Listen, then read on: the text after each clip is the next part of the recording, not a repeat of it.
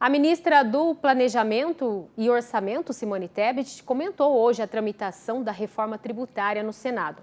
Segundo ela, o texto precisa ser debatido e é passível de ajustes.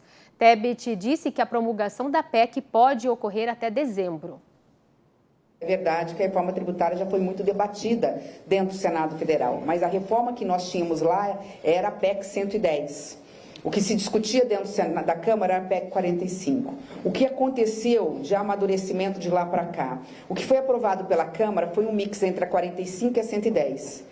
Isso faz com que, efetivamente, grande parte daquilo que o Senado entendia como certo, ideal, esteja contemplado na reforma aprovada pela Câmara dos Deputados. Eu diria que dá uma diferença de 60-40 ou 65-40 pró-110. Ou seja, a reforma que foi para o Senado, ela é muito mais parecida à reforma que o Senado estava discutindo do que a reforma que a Câmara estava discutindo. Inclusive, em relação ao IVA dual, nós teremos um imposto, a unificação do PIS/COFINS federal e depois, no médio prazo, a unificação do ICMS e do ISS.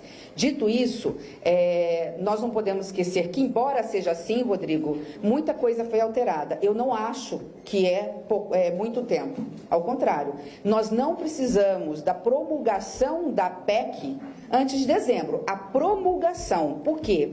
Porque ela começa a produzir efeitos imediatos, o que se refere a ganho de produtividade, a expectativas, a busca por crédito para as indústrias começarem a fazer investimentos a partir de janeiro do ano que vem, sem dúvida. Mas quando nós estamos falando da aplicabilidade da própria emenda constitucional, é só em 2026. Eu entendo que, aprovando até outubro e promulgando, nós já teremos tempo para começar ainda este ano a pensar nas leis complementares que terão que vir a partir do ano que vem para poder tornar a reforma tributária eficaz e eficiente a partir de 2026.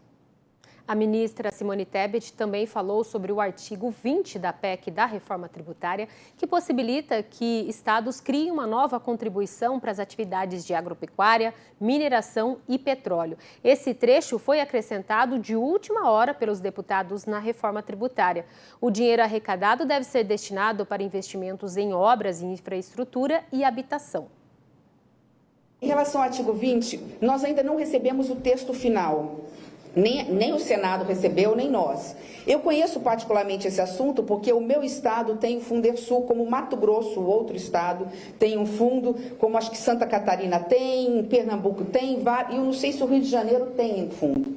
O que acontece com a reforma? Ela impediria que, especialmente estados produtores, pudessem cobrar do agronegócio, né, um recurso pela produtividade, pela produção, que ele é utilizado para ser investido especialmente na zona rural. Eu falo, por exemplo, pelo Centro-Oeste. O que acontece? Pega o estado de Mato Grosso, não o meu, ele cobra R$10 por cada cabeça que é abatida de boi. Esse dinheiro vai para um fundo. Esse fundo, ele é devolvido para a zona rural em cascalhamento, asfalto de estradas vicinais, trocar ponte de concreto. Isso agiliza transporte, isso facilita o escoamento, isso dá ganho de produtividade para o setor do agronegócio. Segundo a ministra, o novo tributo inserido de última hora no texto da reforma tributária na Câmara não deve elevar o preço dos alimentos. É o contrário, eles fazem com que o setor do agronegócio possa ter o conforto de ter a infraestrutura pronta para escoar sua produção. Eu só faço uma ponderação a encerrar, Rodrigo, só para não dizer que eu estou dizendo algo que não é verdadeiro. Como eu não conheço o texto, então me perdoem, porque eu não conheço o texto, não chegou nas nossas mãos, e se chegou, deve ter chegado ontem à noite na Câmara, no Senado Federal. Eu só não sei se o artigo 20, ele faz alguma trava para impedir aumento de alíquota ou aumento de arrecadação por parte dos estados, ou vai permitir ou não que os outros 27 estados, acho que são 27, que não têm esse fundo, possam ter. Tá? Então, esse ajuste pode ser feito dentro do Senado Federal. Mas acho que dentro de um prazo é necessário. É necessário, perguntem para o agronegócio. Normalmente eles são satisfeitos porque eles sabem que depois eles conseguem recurso dos governos estaduais para as obras de infraestrutura. Dificilmente os estados produtores teriam tantas estradas vicinais, tantas pontes de concreto, tanto cascalhamento, tanto nivelamento dos rios, etc., se esses estados não tivessem o fundo. E para aprofundar esse tema, vamos conversar agora com o nosso comentarista Miguel Daúde. Daúde, a reforma tributária mal saiu do papel e a gente vê um movimento aí que deve criar um mecanismo, né, para tributar ainda mais o setor agropecuário, que vai encarecer a cadeia produtiva. Aliás, o agro, né, que a gente sabe que impulsiona a economia. Segundo a fala da ministra, ela disse que se perguntar para o setor do agro, todos vão concordar, afinal de contas, esse dinheiro seria revertido em infraestrutura. Será mesmo, hein, Daúde, que o setor concordaria com essa mudança? Boa noite. Boa noite, Flávia. Boa noite a todos. De jeito nenhum, Flávia.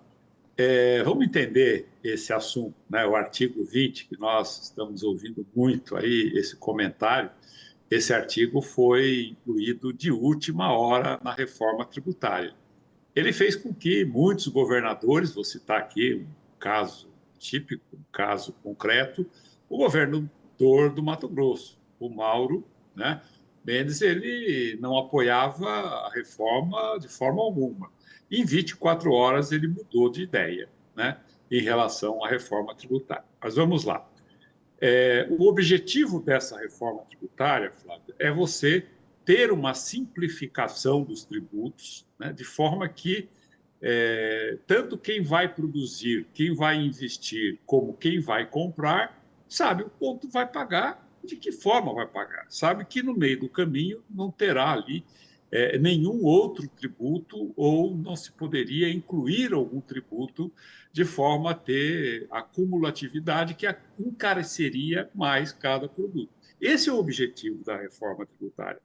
Então, quando você permite, né, que os estados cobrem uma tributação sobre a agropecuária, sobre petróleo e mineração, você está dando ao Estado um mecanismo que vai totalmente contra o objetivo da reforma tributária. Esse é o primeiro ponto, né? O segundo ponto, mais um caso. Pega, por exemplo, Mato Grosso. Mato Grosso tem o FETAB 1 e o FETAB 2. O FETAB, quando foi criado, ele tinha um objetivo de arrumar as estradas, de ter a finalidade da construção, de habitação, enfim, mas nada disso aconteceu. Primeiro, que esse imposto não arrumou estrada, e segundo, que o dinheiro arrecadado foi para atender, né, questões sociais. Não tenho nada contra, mas ele foi para atender posições sociais e não atendeu o objetivo para que ele foi colocado. Aí foi criado o FETAB 2, né, lá tem.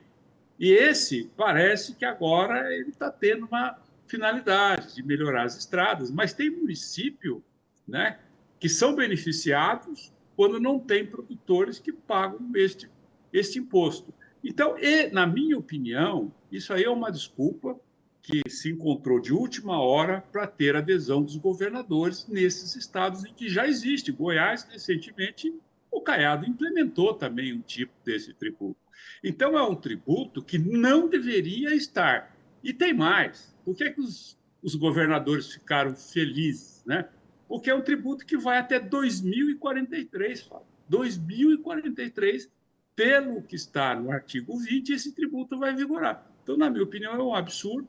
Ele não deveria, né? Eu acho que deveria estabelecer um limite para esses tributos e não tributar. Ah, não, mas o produtor rural gosta, né? Bom, tem lugares que você não transporta a sua safra, dadas as condições de tráfego das estradas. Então, não é bem assim. Ninguém quer pagar um imposto quando você não tem a reciprocidade. Tá então, certo. o objetivo desse imposto é muito perverso e eu vejo muito ruim diante de outras coisas que estão sendo apuradas e levantadas para que a gente possa discutir a finalidade dessa reforma. Eu concordo com a reforma, é uma boa reforma, mas tem que ser bem discutida. E esse imposto foi incluído de última hora nessa condição, para dar garantia aos governos estaduais, que já têm até 2043. É um absurdo isso. Mais uma manobra aí, né, Daúde? Obrigada pela sua Exatamente. avaliação. Vamos aguardar para ver. Boa noite. Boa noite, um abraço a você, um abraço a todos.